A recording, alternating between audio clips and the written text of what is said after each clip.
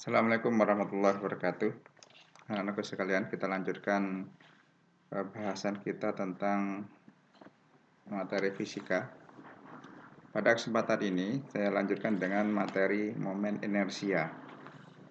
Jadi di buku paket kalian, itu dibahas di halaman 8 sampai dengan halaman 11 gitu ya. Apakah momen inersia itu? Kemarin sudah kita diskusikan bersama di minggu kemarin. Jadi di pokok bahasan ini itu nanti akan kita bahas jadi dua subpokok bahasan. Momen inersia sistem partikel dan momen inersia pada benda tegar gitu ya. Yang pertama, mengingatkan saja untuk momen inersia sistem partikel ya. Ini. Jadi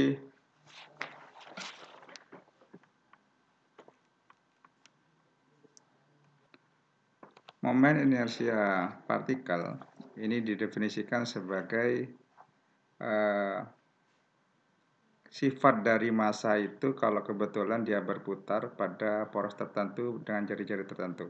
Atau secara matematis biasanya ditulis sebagai hasil kali antara massa partikel dan kuadrat jarak partikel ke poros. Jadi massa kita sudah bahas kemarin itu adalah partikel-partikel yang menyusun sebuah benda. Sehingga massa ini dibawa kemana saja yang memiliki gravitasi berbeda dengan bumi itu tidak akan berpengaruh. Dia akan tetap memiliki massa yang sama. Nah, sifat massa ini itu kalau kebetulan bendanya berotasi maka terwakili oleh yang namanya momen inersia. Kalau kebetulan partikel yang menyusun sebuah benda itu terdiri dari sekian massa benda, maka momen inersialnya kita tinggal menambahkan saja. Jadi kalau terdiri atas 3 momen inersia seperti ini, maka momen inersialnya adalah momen inersia 1 ditambah dengan massa 2, massa 3, dan seterusnya. Atau biasanya kita tulis sebagai sigma dari momen inersia total gitu ya. Atau seperti ini. I sama dengan sigma dari mr kuadrat. Atau kalau kita lihat secara detail di halaman 10, bisa juga kita menggunakan integral. Cuma permasalahannya integral itu dibahas di matematika di kelas 12. Sebelum membahas integral ini sebenarnya kalian harus mengerti dulu matematika yang berhubungan dengan limit, kemudian dengan turunan atau diferensial, baru ke integral. Baik.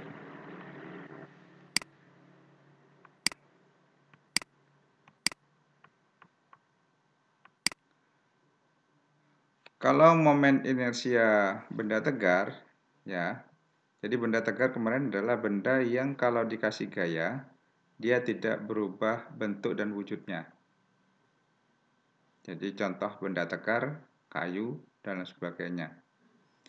Momen inersia benda tegar, ukuran kelembaban benda yang untuk berotasi karena adanya pengaruh dari torsi yang bekerja pada benda tersebut. Ini sudah kita bahas tadi.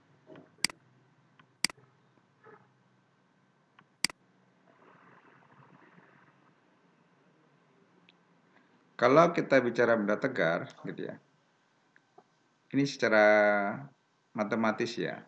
Jadi nanti kita diskusikan di kelas. Kalau ada sebuah tongkat, maka kita bisa mencari gitu ya bagian terkecil dari tongkat ini. Kalau secara matematika ditulis sebagai dm. Kemudian kalau tongkat ini kita putar pada salah satu ujungnya, jadi tongkat ini bermassa m, kemudian kita panjangnya adalah L besar, Kalau kita putar pada salah satu ujungnya, kita bisa menggunakan cara matematis untuk mendapatkan persamaan berapakah besar dari momen inersia tongkat ini jika diputar di salah satu ujungnya. Jadi, I sama dengan integral R kuadrat dm. R ini adalah jari-jari ya. dm ini bagian terkecil dari sebuah benda atau bagian terkecil dari tongkat ini. dm per dr sama dengan m per l. Sehingga dm-nya bisa kita ubah dalam bentuk m per l kalikan dr. Kalau kita integralkan, maka akan kita dapatkan sebuah persamaan baru bahwa I-nya, inersial dari tongkat yang diputar pada salah satu ujungnya, ini sama dengan sepertiga ml kuadrat.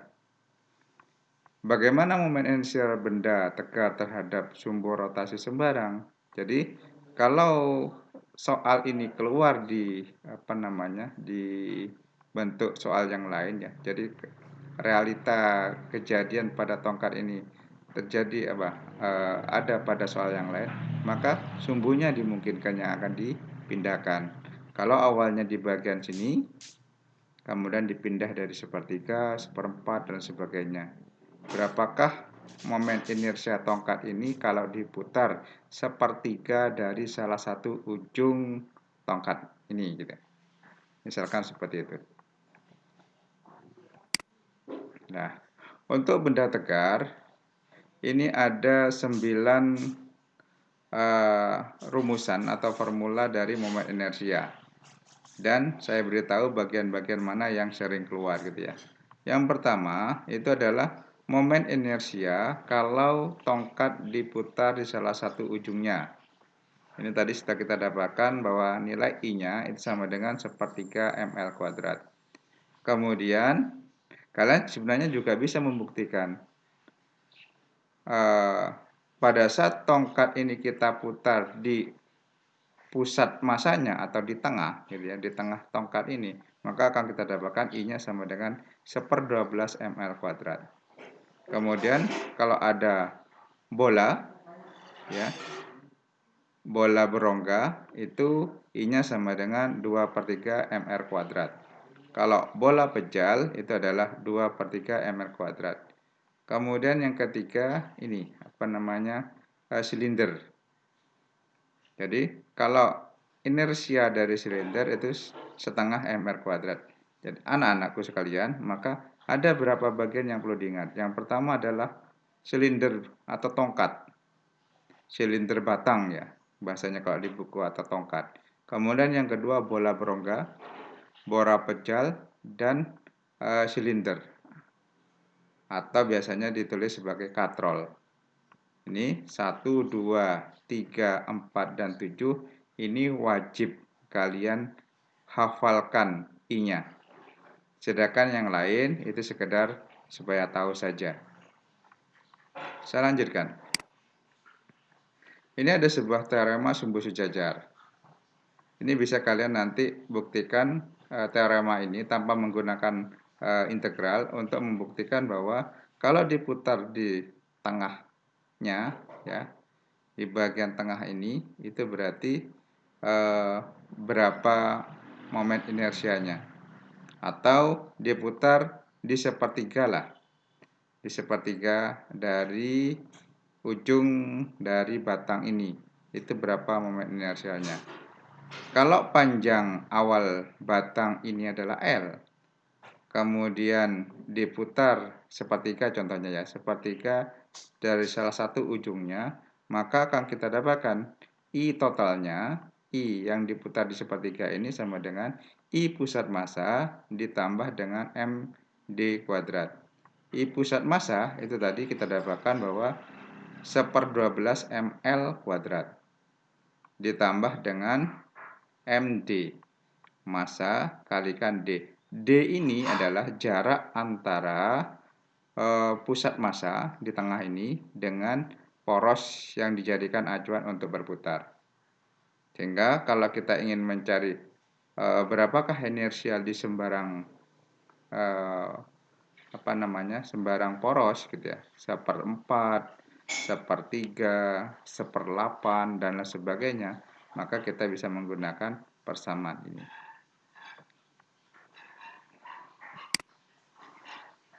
Ada pertanyaan?